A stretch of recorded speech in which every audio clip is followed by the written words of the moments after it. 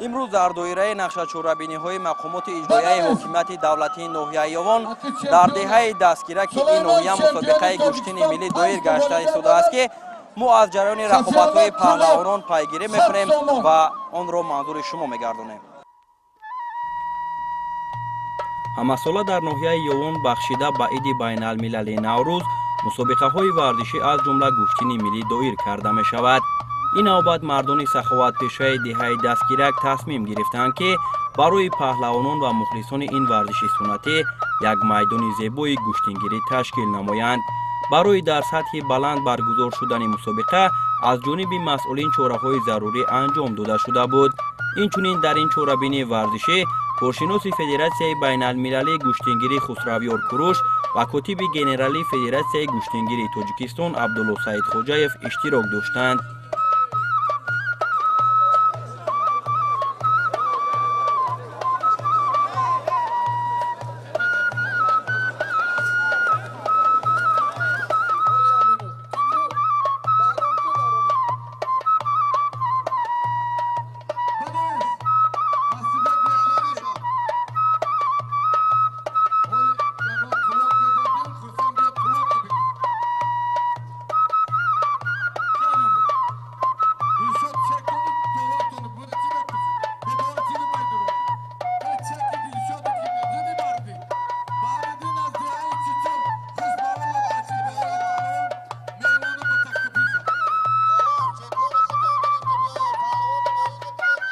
امروز در این مسابقه مهمانان از تمام گوشه و کنار تاجیکستان عزیز و حتی مهمانان از دولت‌های همسایه ایران، ازبکستان، قزاقستان، قرقیزستان تشریف آوردند که ما همچون ناحیه‌دار آنها را به این ناحیه زیبا منظر یوان خیر مقدم میگوییم. البته این نه تنها یک مسابقه گشتین ملی است، این مسابقه میتواند که رابطه دوستی، رابطه همکاری‌های آینده را برگزار کند، زیرا که میگویند که ورزش عامل دوستی است، عامل محبت است و هر جایی که در آنجا جوانان جمع آیند این پیش از همه رشد سالمی است که میتواند جوانان را با برگزاری انم خیلی مسابقه های ورزشی گرد هم جمع بیارد، دوستی و محبت و مهر رو بین همدیگر گسترده گرداند و ما امیدوار هستیم که چنین برگزاری چهارمینی سطح بلند نه تنها در یک منطقه ناحیه یوان، در تمام منطقه های ناحیه یوان با برگزاری چنین چهارمینی سطح بلند دایر کرده می شود.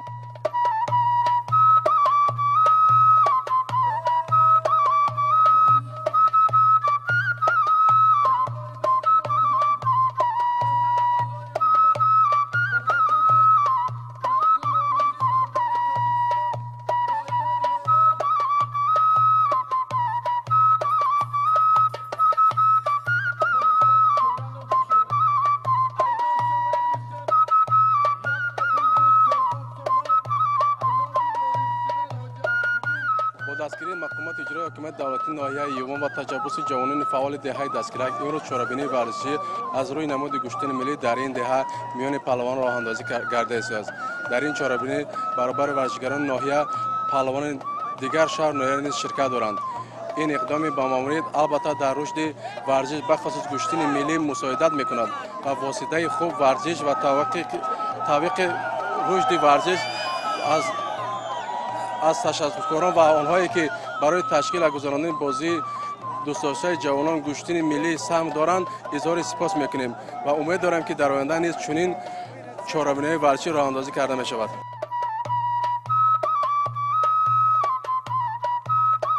سراول میدان امروزه دهه دستگیرک در اختیار کودکان و نورسان گذاشته شد و آن خاطر که نسل نورس از قدم‌های اول به این ورزش سنتی ارج گذارند و در روحیه پهلوانی به وای رسند. نیروسنجی‌ها جالب شدن می‌گرفت زیرا که پهلوانان شناخته آهسته به میدان می‌برآمدند. مخلصان از بهر دستگیری آنها اطراف میدان جمع آمده بودند. در برابر نورسان و جوانان اشتراک پیران روزگار دیده نیز بهر دستگیری ورزشکاران و پاس داشتن ارزش‌های ملی میدان امروزه را حسن دیگر می‌بخشید. شاهدی آن گشته که در ناحیه آوازدار یوان بخشیده به جشن بین‌المللی نوروز گشتین ملی تاجیکی برپا ایستاده است. گشتین ملی تاجیکی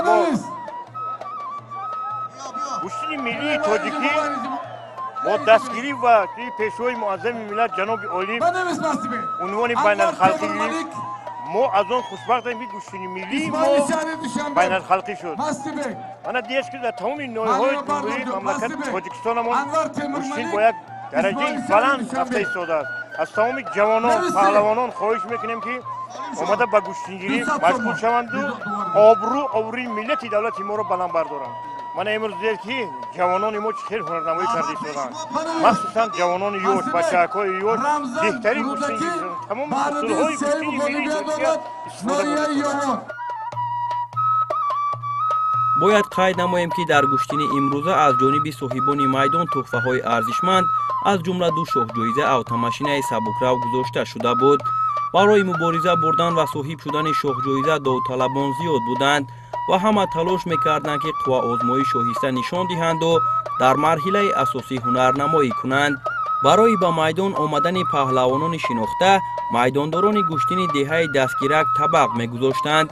طبق پرتویی هم در گوشتنی سنتی یک عنعنه است که زیب میدانهای گوشتنگیری به شمار می رود. از این رو پهلوانان وزن میانه هم برای تحفه‌های ارزشمند پهلوی یکدیگر می نشستند و برای شاه جایزه تلاش می کردند.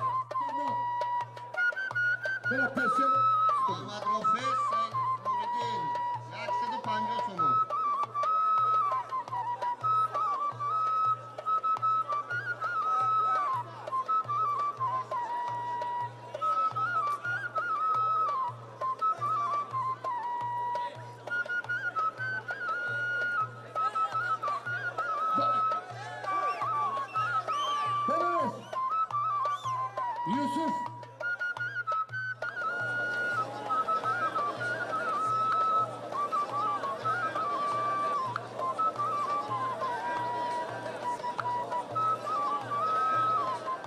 Aşur Yovan Umar Düşabe Düsat Somu. Alem. Hoş bağlı. شربتی دستگیرکی فاروق پهلوان در این میدان با حشمت نویه یوان دهه دستگیرک گوشتنی نوازی برداشت شده است که ما به اینجا با یک تیاری جدی و یک تیاری عالی به اینجا آمده ایم و چطور میبینید که گوشتنی در سطح عالی رفته شده است. ما توانستیم که 3 آزمایی کنیم و بعد 2 تای آنها پیروز آمده و با یک تای آنها نیچیه یعنی دوران کردیم. در اینجا شاه جایزه ها است که ما این روز امیدوار هستیم که تا شاه جایزه مبارزه بریم. در رفت این چوربینی از جانب نمایندگان فدراسیون گوشتنگیری تاجیکستان از سابقه‌داران این ورزش اجدادی مثل خیرالله عزتوف، ترسونزاده خورسند مراد و برخی از پهلوانان تحفه‌های خاطروی تقدیم کرده شد.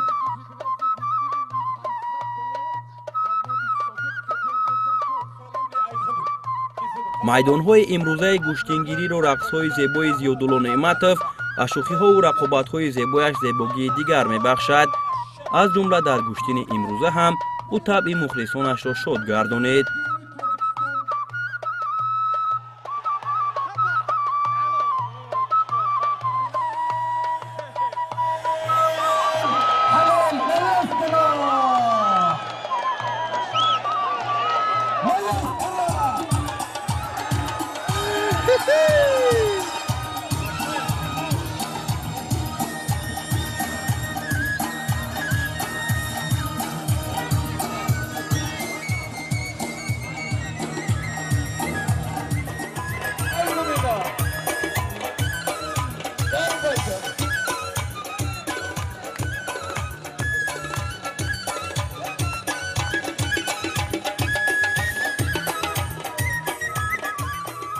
مخلصا گوشتنگ بگیریم که هم مخلصا خرسان شوان شاد شوان. رقص برای همین مخلصا میکنیم که هم مخلصا ایما خرسان شوان خرسان روان.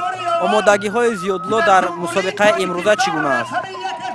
тайёриё ҳай меша беҳтаринай тайёриё дар ҳамин гӯштинги ёвон беҳтарин гӯштингай гӯштинги райони ёвон беҳтарин гӯштингай мо барои ҳамин гӯштингҳо барои ҳам мухлисо тайёрӣ дидем омада барои гӯштин гирифтем барои ҳам мухлисо ки мухлисо ай мо хурсанд бест.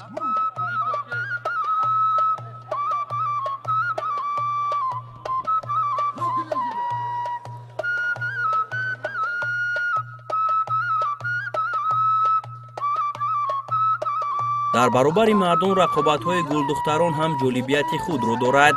ҳунарнамоиҳои Мадина Қурбонзода ва дигар паҳлавондухтарони майдонҳои гӯштингирӣ барои мухлисон хушоянд буд, зеро ки онҳо бо писарон нерӯсанҷӣ мекарданду ғолиб меомаданд.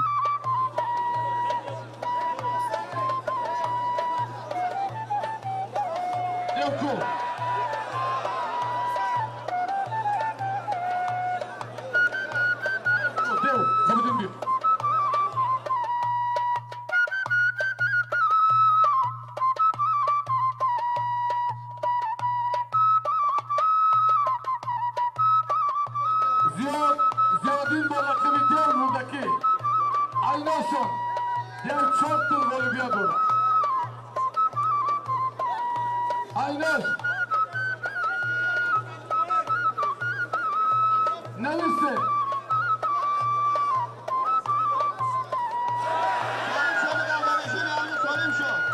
Solimşon. Kime bunu? Buzlasa bu. оҳиста оҳиста паҳлавонони шинохта ба майдон ҳозир мешуданд.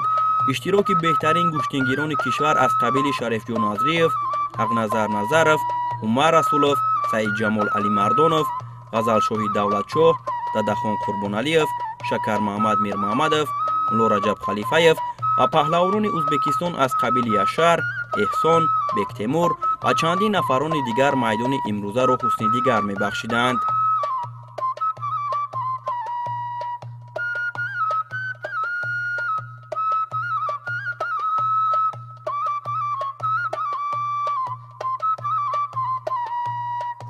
баъди талошҳову рақобатҳои ҷолиб байни паҳлавонони вазнашон миёна, билохира дастандарткорони мусобиқа ба хулосае омаданд, ки шоҳҷоизаи аввалро ба номи Субҳон паҳлавон гӯштингири ноҳияи Ёвон гузоранд. дар қоозмоӣ барои шоҳҷоизаи аввал Шоҳрух паҳлавон паҳлӯи ин варзишгари мизбон нишаст. ҳамин тавр онҳо рақобатро оғоз намуда баҳри ба даст овардани шоҳҷоиза мубориза бурданд. дар натиҷа Субҳон тавонист бо як партофти зебо ғолиб омада соҳиби шоҳҷоиза гардад.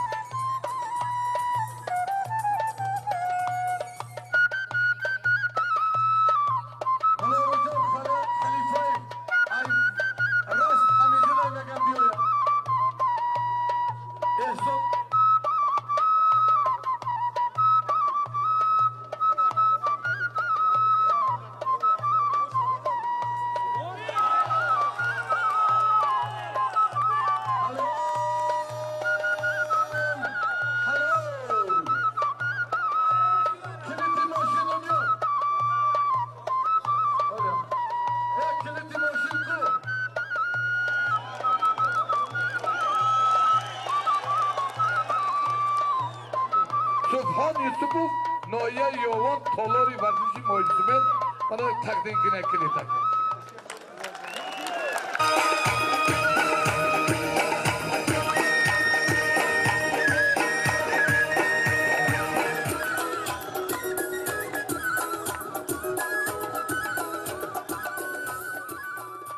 در این نوعه یوان خیلی مسابقه خوب برای ما جوانان برپا کردند. فدراسیای گوشتنگیری از فدراسیای گوشتنگیری جمهوری تاجیکستان ما خیلی هم میnnatdاری خود رو بیان میکنیم که برای ما جوانان این چنین مسابقه ها رو پیشکش میکنیم.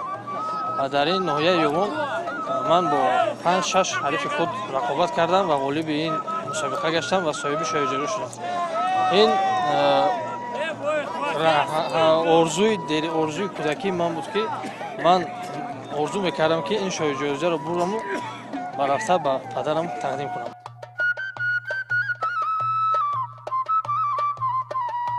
ҷолибияти гӯштини миллӣ дар он аст ки мухлисон барои паҳлавонони писандидаашон дар рафти сабқатҳо тӯҳфаҳои олӣ мегузоранд. аз ҷумла дар гӯштини имрӯза ҳам ба номи Холмаҳмад Юнусов ки тавонист ҳамаи рақибонашро шикаст бидиҳад, аз ҷониби як мухлисаш автомашина гузошта шуд. барои ба даст овардани ин шоҳҷоиза Холмаҳмад бо паҳлавони шаҳри Душанбе нерӯсанҷӣ карданд, ки билохира варзишгари ноҳияи Ёвон ғолиб гардид.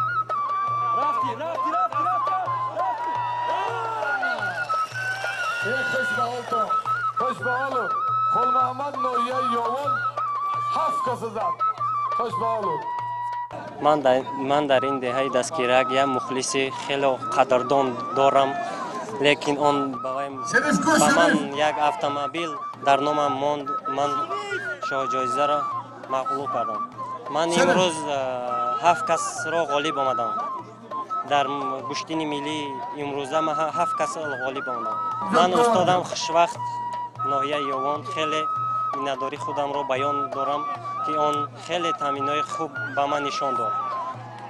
خیلی خرسندم امروز 7 کس را غالب آمدم. در آینده میخواهم از این روزه را بهتر مقصد غالبیت را به دست بیارم.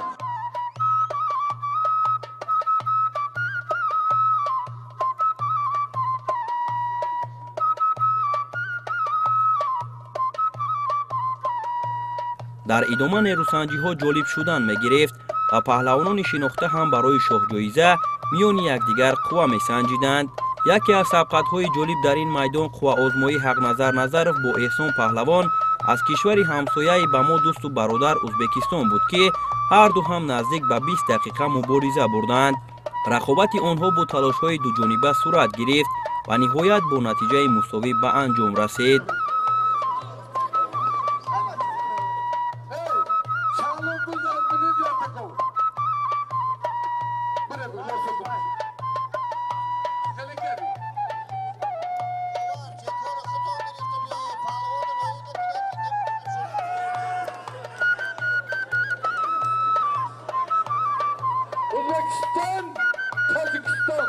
паҳлавонони дигари ӯзбек Яшар ва Бектемур ҳам рақобатҳои ҷолибро дар майдони дастгирак нишон доданд. ин паҳлавонони меҳмон дар нерӯсанҷиҳо бо Комрон Карликов, Фирдавс Насимов, Шакар Маҳмад Мирмаҳмадов ва чанде аз паҳлавонони дигари мо қувваозмоӣ карданд.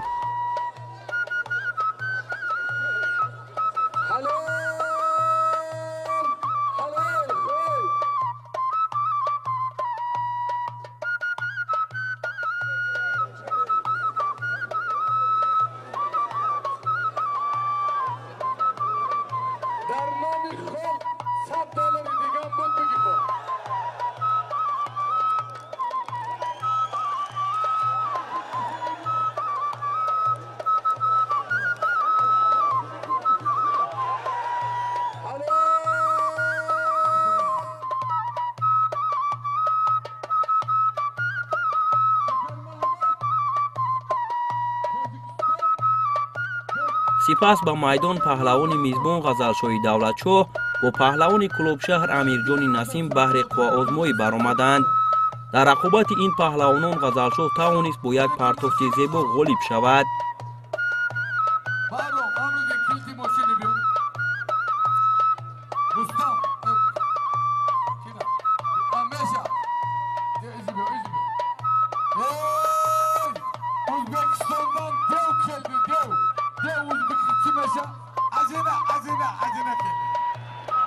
نه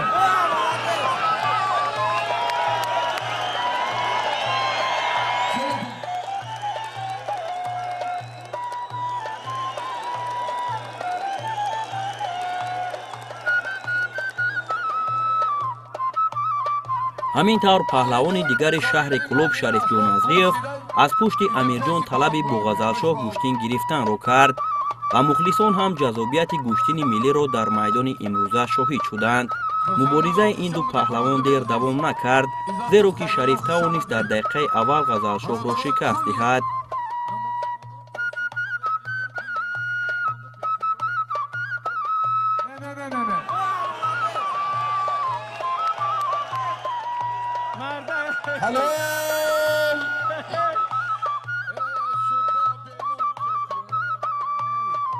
марҳила ба марҳила мо ба шоҳҷоизаи дигари майдони имрӯза наздик мешудем, чунки ҷуфтҳои сабқати Шакармаҳмад Мирмаҳмадов бо Дадахон Қурбоналиев ва Муҳаммад Фарҳодов бо Шарифҷон Назриев муайян мекард, то ки кадом паҳлавонон арзандаи шоҳҷоиза ҳастанд.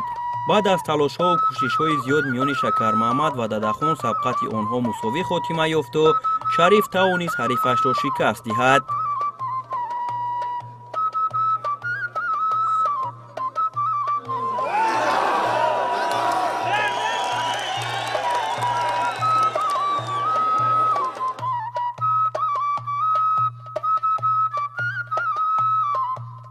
ҳамин тавр кумитаи тадорукот ба хулосае омаданд ки шоҳҷоизаи охирро миёни Шарифҷон Назриев ва Шакармаҳмад Мирмаҳмадов гузоранд. ҳар дуи паҳлавонон баҳри ба даст овардани шоҳҷоиза кӯшишу ҳаракатҳои зиёд намуданд, лекин дар натиҷа Шарифҷон Назриев тавонист аз як имконияти хуби ба амал омада истифода кунаду муқобили ин ҳарифи арзандааш пирӯз гардад.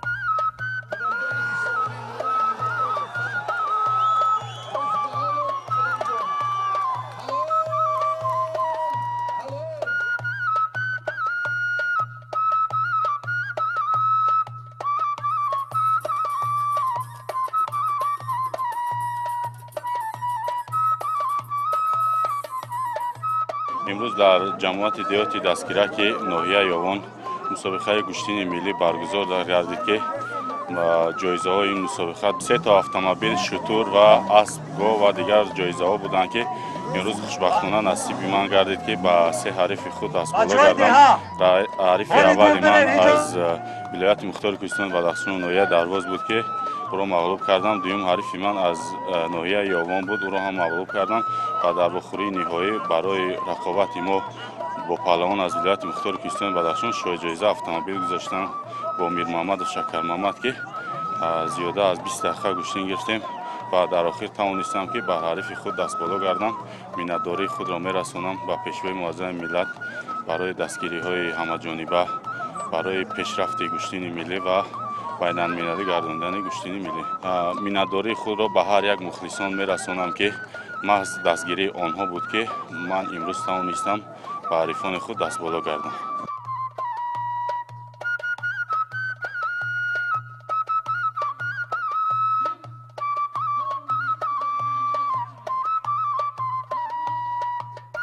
ҳамин тавр майдони гӯштингирӣ дар деҳаи дастгираки ноҳияи Ёвон ба номи Шарифҷон Назриев паҳлавони шаҳри Кӯлоб монду мухлисони ин риштаи варзишӣ зебогии майдонро дар гӯштини дастгирак диданд.